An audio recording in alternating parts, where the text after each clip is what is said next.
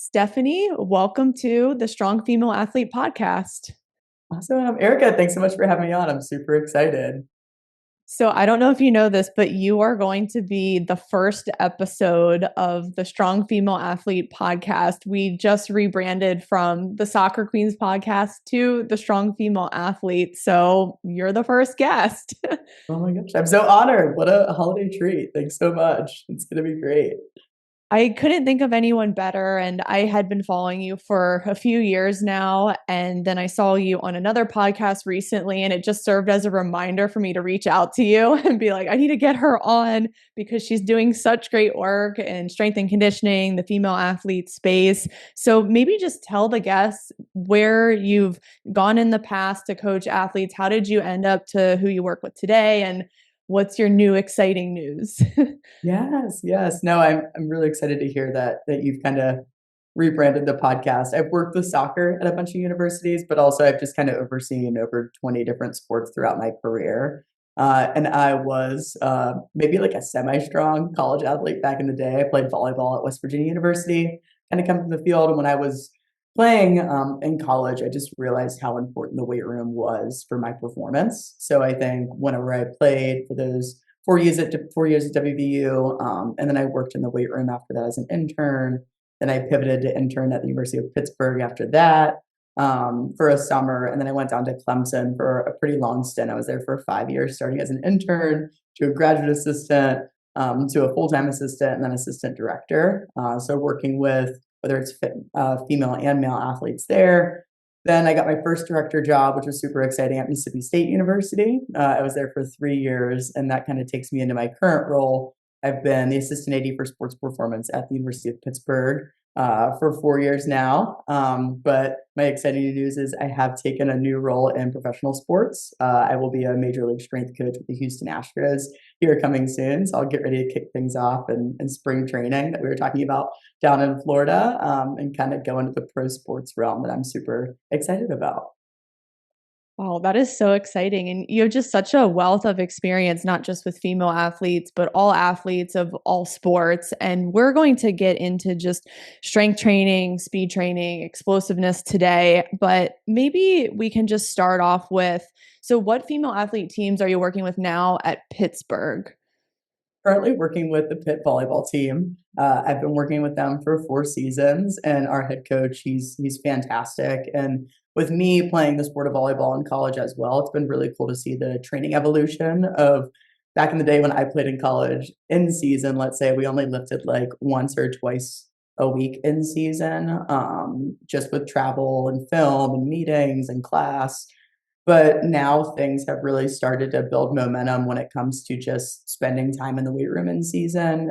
We've implemented microdosing strength training in the weight room. And our head coach, he was kind of already doing it whenever I got to Pitt. So me stepping in, and I've kind of heard about it and I was doing research in it. You see it a lot in like basketball settings because they have a lot of game density as well. And even in hockey, but really integrating it into a women's sport, being like volleyball, it's been great because hormonally, we always talk about getting your testosterone up with the girls, but really having them enjoy coming in the weight room. We lift as much as we can in season. So always having one day off, and then we have our 2 game days, but we'll get as much as like 4 or 5 lifts in sometimes a week. We're always lifting prior to practice, but just giving that stimulus before practice to really allow them to hit peak levels in training. Awesome. I love to hear that you are a big supporter of in-season strength training, and we'll talk about that soon because a lot of young female athletes fear it. Their parents panic that it's going to be too much and hinder their performance. So we'll get into strategies for that. But just coming back to all of the different sports you've worked with, you worked with soccer in the past, now with volleyball. What has been just a similarity across all those sports where you're like, female athletes, just everyone needs this? Yeah, I think one thing that I've seen, especially as we're having young female athletes come on their recruiting visits, and then also just as they're coming in as freshmen, especially for volleyball and soccer, because a lot of the time they will come in early if they would like to, if they want to volunteer their time in the summer for that summer session 2 period where we really get to get our hands on with the student athletes to go through like a ground zero prep program and things that I like to see when we have like a new female athlete coming in is I just love to see exposure to the weight room in some way, shape, or form prior to them coming in. So if they've been exposed to like a squat, a hinge, a push, a pull, they're proficient in technique, and then also they've actually loaded the bar in those different movements. I think that sets them apart significantly and puts them ahead. So when they're coming in the summer, usually fitness is there. I love when I see athletes doing multiple sports as well. To your point, talking about I've been exposed to whether it's lacrosse, track and field, volleyball, soccer. When you see these multi-sport athletes, and I know it's a little bit harder as you get into high school nowadays with really like specifically working into one sport and trying to get really, really good at that. But middle school, I think if you can really reap the benefits of doing a track and field and whether you're doing high jump and learning the skips, I think track, lacrosse, like even one of our best athletes at Pitt, she was a soccer athlete, water polo, volleyball, and you saw a lot of these different training adaptations come together to make them elite. And then maybe you won't run into as many overuse injuries as they're coming into college. Because the one thing that we're seeing is just, man, when they're specializing super early and playing that sport all year round and never getting any time off to really hit the weight room and train kind of the opposite end of the spectrum, you start to see a lot of crazy things occur, whether it's coming in with already two surgeries and things like that. So, Compared to when you started your career in strength and conditioning to now are you seeing more female athletes with that weight room experience, or are we still trying to get more girls in the gym and it's still kinda lacking? yeah, I think it depends on the culture of the sport, right? And it's up to us to kind of change the shelf culture as we're like the new generation coming forward. But soccer, as we all know, sometimes the weight room isn't as popular with that sport, right? Versus like throws with women's track and field, they're hitting the weight room hard. So I think it just comes down to the sport is ideally going to dictate like KPIs for the weight room a lot of the time as they're in high school, but if we can change the culture around some of these things, and I think when they come in for like some of the camps with us in the summer, we'll talk on recruiting visits of like why the weight room's important and education's super important. But I think if you look at like the broad spectrum of just culture and weight room training and what they've been exposed to and education, yeah, sometimes it's like, oh, well, if you get in the weight room, some of just this stigma that lives around the weight room for like a soccer athlete, like, oh, your legs are going to get heavy, you're not going to be as fast, this, that, and the other. So I think trying to work through those different stigmas of this is why it is important, this is why it's a KPI, these are injuries that we see. How can we help reduce injuries? Whether you see like with a soccer athlete, you see the ACLs, and then volleyball, maybe you see ankles and lower limb stress fractures and things like that. So I think just trying to educate early is going to be super impactful. So, for parents listening, they are in the midst of these crazy year round schedules, and you're saying it is super important. You strength train before you get to college if you want to play college sports and be healthy and perform at a high level. How can they now fit that strength into this schedule and kind of use your micro dosing concept that you're using with your female teams? Yeah, I think at the end of the day, when you're thinking about the weight room, and if you're a parent of like a high school athlete, and I have a lot of my family members even reach out about like their daughters, like, hey, I have my daughter here playing youth soccer. She's like 7, 8, 9, 10, 12 above. We can kind of talk about age ranges of when to get in the weight room and things like that, depending on birth plates. But they're always asking me like, why should they lift, right? And I'm trying to educate them on, especially if you're not lifting in season, you think about how long season is. Ideally, you're going to get detrained. If it's like, hey, the start of the season for, let's say, soccer, we start in August, and then we're not going to lift August, September, October, November. Hopefully, you're going deep in the season, but that's like at least 4, maybe 5 months that you're not going to lift if you're going to be against lifting in season. So I think just looking at how detrained you're going to get, but the positives of training in the weight room is it's going to help with injury mitigation. It's going to help with performance enhancement and bone density, especially if you're like a running athlete, whether it is cross country or soccer. But for me, with microdosing, it's been all about finding small wins along the way. And a lot of the time, as a strength coach, or if like there's a soccer coach or a prep coach out at practice, like you're going to warm the athletes up for 10 to 15 minutes already. Maybe it's like a low level warm up of like activation, stretching, like glute bridges, knee hugs, all those different things. Why not take just a little bit more time? Because like a lot of time our lifts are only 15 to 30 minutes depending on the day of the week. why not take a little bit more time to give them a specific stimulus? And I always think about things as like a dose response relationship. Like I'm giving you a dose of a squat in a weight room. How is your body going to respond at practice right after that? And that's when like intensity and volume come into play as well. But for us, our layout, if you want to find like an efficient way to do a layout for your athlete for like whenever they have games, for us, Monday's usually a recovery day or like a top off day, depending on like we'll use GPS and things like that. But if you didn't play at all in the games, maybe use that as a top off day so that you're still prepared to get into the game from a prep standpoint. Furthest day out from game day is going to be your strength day. So that's where you get like your high force movements. We'll do like a heavier clean for triple extension for like a jumping sport, right? Your squatting day, your Nordics, to help with that injury mitigation piece that you're going to see if it is a field sport. So further stay out from game day is going to be that strength day.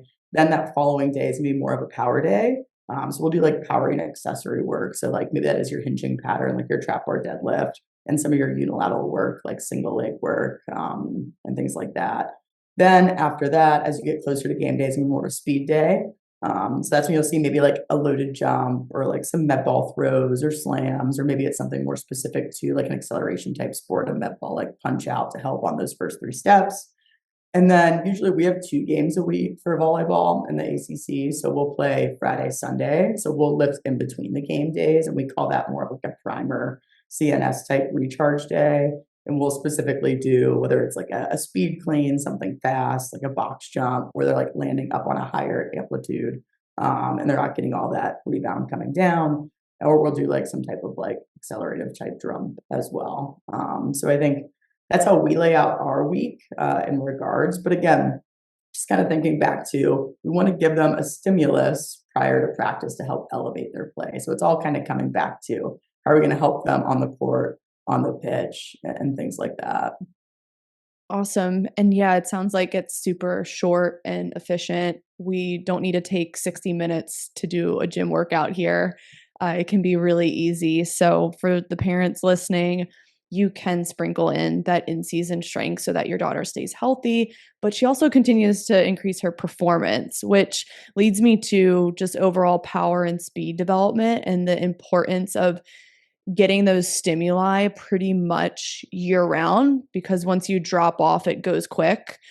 And I see a lot of in the youth space, girls will do a speed program for maybe 2 months and then just stop because games pick up. And then they go back next summer and they're like, oh, I'm ready to improve speed again. It's like, well, we just lost a lot for the past 8 to 9 months here.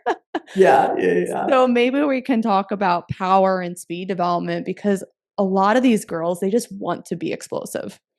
No, including myself, I still try to train. But Yeah. to your point, like that I talked about earlier, if you're not training the whole entire time in season, you are going to get detrained, or you're going to lose these skills that you've developed in the off season. So you always want to give them that minimal effective dose throughout the year. So when I'm thinking about like in season versus off season training, in season you're going to see less volume, like when it comes to like the actual work in the weight room, but you're still going to give them that minimal effective dose.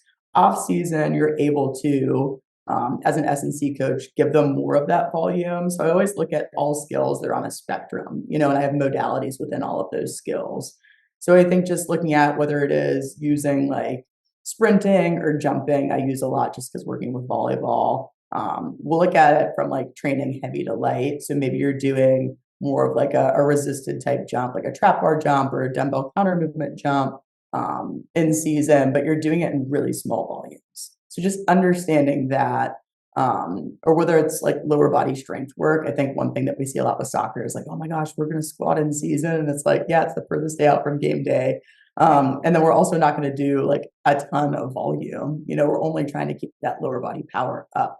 So just understanding some of these spectrums that you work in when it comes to like looking at volume and intensity, making sure you have the correct marriage with the time of the year. Um, with jumping, we'll look at different ways like to dampen the load in season. So maybe we're jumping up onto a box, like I said, so they're not coming up and then the whole way back down, and they're getting more of that stress in the lower limb. So I think just figuring out different ways to get creative to still keep that stimulus in there, but just again having a spectrum of modalities, across the spectrum. Now, in terms of in season for the minimum effective dose, let's talk about sprints. So, what's like an average number of sprints you would do during that competition week to give them just enough speed development, but they're still ready for competition and not tired? Yeah, no, great question. And I think a lot of what soccer does, or like traditional football, right, does really well is talking about like how are we marrying what's the goal of the day on the pitch. So whether you are looking at like opening it up or closing it down, hey, if I'm opening up the pitch today, that means I'm going to get a lot of high speed running or sprinting. You don't have to wear like a GPS to know these numbers, right? The pitch is big. I'm going to accumulate a lot of high speed running. I'm going to close the pitch down. I'm going to get a lot more change of direction, which will mean more groin or hip stress. So I think having a conversation about how you're laying out the week will be important before you start talking about that. Kind of lays the foundation of, all right, what's the best day for us to do like three short, fast sprints? And we'll use timing gates to kind of make it competitive in season as well, because they're all athletes. So I think looking at what are you building up to? What is the layout of the week? And like sometimes what we'll do is for this day out from game day, let's say for sometimes soccer, trying to get small wins, maybe we'll take some Eric's pads out there and after practice, you can do like 2 sets of 3 Nordics, to get that hamstring resiliency. Or maybe you take some like K boxes or some kettlebells and you can do some like physical preparation stuff before practice.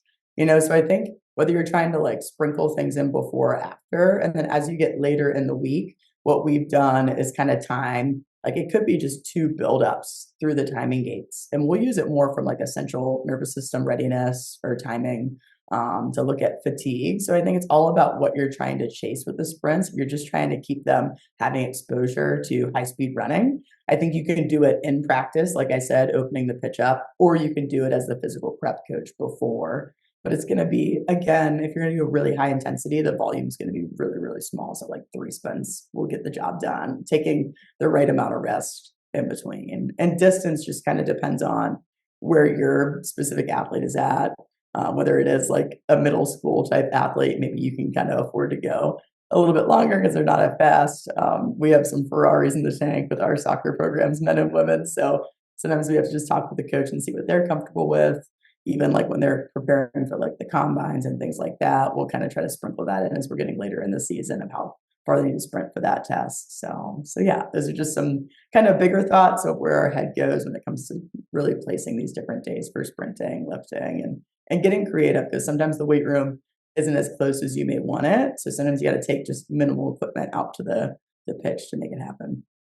Now, for the rest time in between sprints, so for in season sprinting, like a couple sprints to 3 times a week, and then in between those sets, how long are you resting? And then why is the rest time that?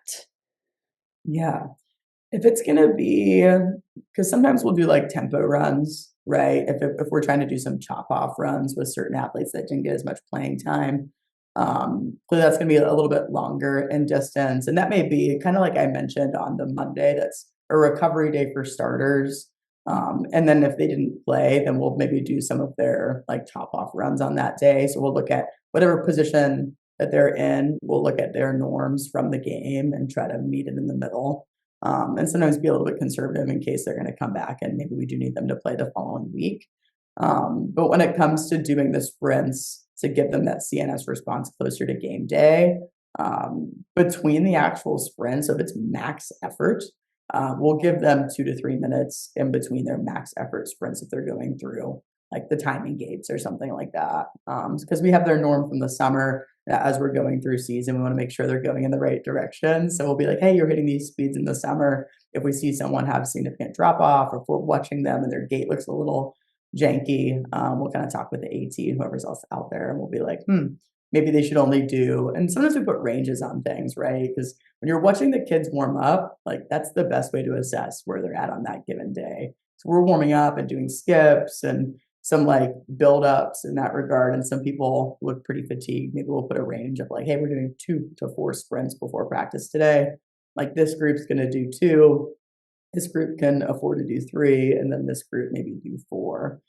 So I think just don't be married to like the exact rep. You're there as the coach to have eyes on them. And sometimes you can kind of put them in different groups or buckets for what is best case for them.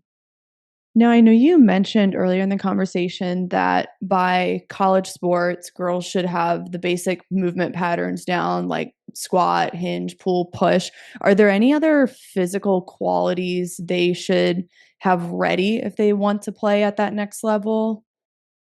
Yeah, I think just going back to maybe one of my answers earlier, uh, and this is like regardless of gender, right? Like male or female, the sport is going to dictate ideally like what physical preparation you need to do in regards to like injury reduction. So like we all know with like a softball versus a golf versus a soccer versus a volleyball versus a basketball. Like when you're looking at these different sports, you're going to see different prevalent injuries.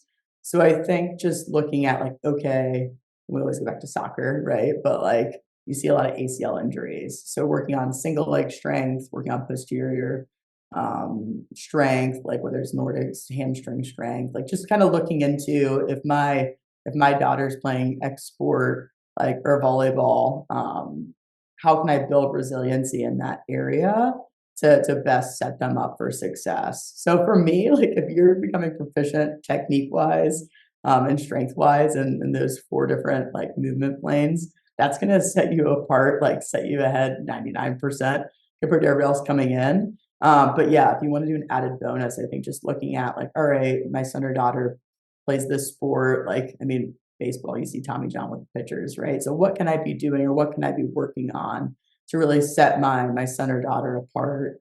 Whether it is like the weight room or some of maybe like the injury reduction pieces as well for that specific site. And I know you mentioned growth plates and the growth spurt earlier, and like when is the right time for a girl to start strength training? So maybe we can just like quickly go over that because some people listening are like, should my 8-year-old do a weight room program? Yeah, I think, of course, I would lean into just like we do in the college setting is like your medical professionals of every kid is a little bit different, right? Like I'm only 5'3", so I probably stopped growing. I don't even know what age, right? 10, I don't know.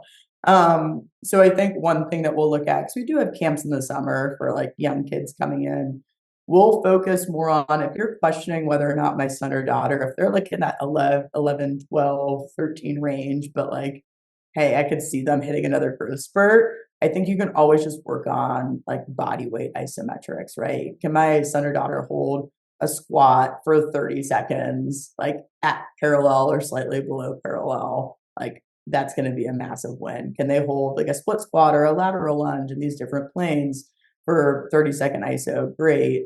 But you don't have to rush to load them with a barbell directly on the spine.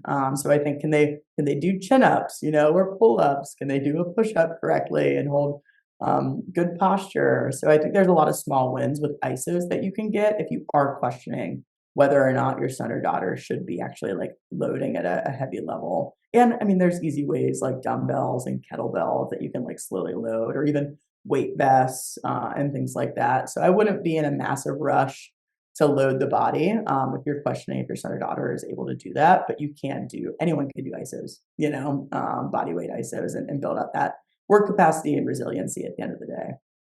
Now, my last question. Now, this is a surprise question I don't send my guests, but now that this is the Strong Female Athlete podcast, I'm going to ask all my guests this question.